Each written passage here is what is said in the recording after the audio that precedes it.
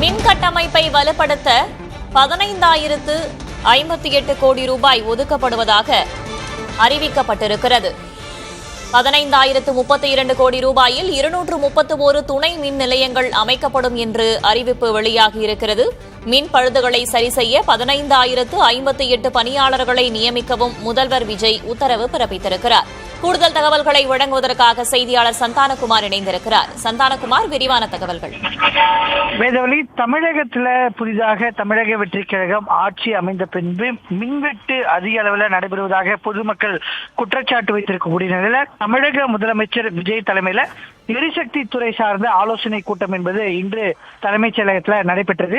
இதனைத் தொடர்ந்து தற்போது முதலமைச்சர் ஜோசப் விஜய் அறிவிப்பை வெளியிட்டிருக்கிறார். அதுல தமிழ்நாட்டின் மின் கட்டமைப்பை மேலும் வலுப்படுத்த 15,032 கோடி மதிப்பீட்டில் 231 புதிய துணை மின் நிலையங்கள் அமைத்திடவும், மின் பழுதுகளை சரி செய்திட தேவையான 15,058 மின் பணியாளர்களை முறைப்படி நியமிக்கவும், மின் தளவாட பொருட்களை உடனடியாக கொள்முதல் செய்து மின் பணியாளர்களை ரோந்து பணியில் ஈடுபடுத்திடவும் தற்போது முதலமைச்சர் உத்தரவு பிறப்பித்திருக்கிறார்.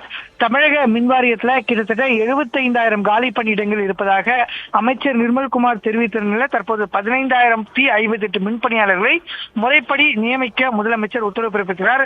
இது தொடர்பாக வெளியிடப்படக்கூடிய அறிவிப்புல முதலமைச்சர் தலைமையில இன்று தலைமைச் செயலகத்தில் மின்வாரிய ஆலோசனை கூட்டம் என்பது நடைபெற்றது.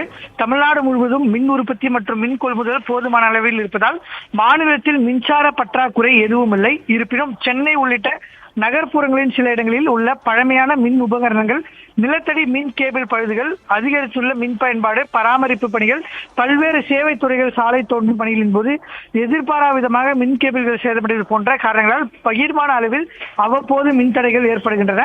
இவ்வாறான பிரச்சனைகளுக்கு நிரந்தர தீர்வு காண சென்னை மாநகர பகுதியில் மட்டும் சுமார் 2,275 கோடி ரூபாய் மதிப்பில் மின் விநியோக கட்டமைப்பை மேம்படுத்தும் திட்டங்கள் செயல்படுத்தப்பட உள்ளன.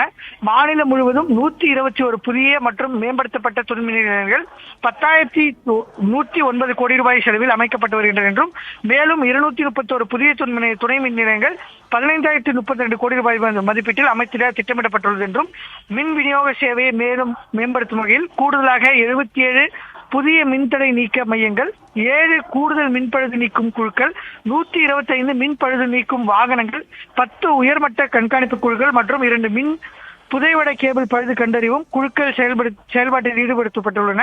இதன் மூலம் பொதுமக்களின் புகார்களுக்கு விரைவான தீர்வு வழங்க நடவடிக்கை எடுக்கப்பட்டுள்ளது என்றும், மேலும் மின்னகத்திற்கான 9498794987 மூலம் 204 மணி நேரமும் சமூக வலைதளங்கள் மற்றும் தொலைபேசி வாயிலாக பொதுமக்கள் புகார்கள் கண்காணிக்கப்பட்டு உடனடியாக நடவடிக்கை எடுக்கப்பட்டு வருவதாக அந்த செய்திக்குறிப்பில் தெரிவிக்கப்பட்டிருக்கிறது.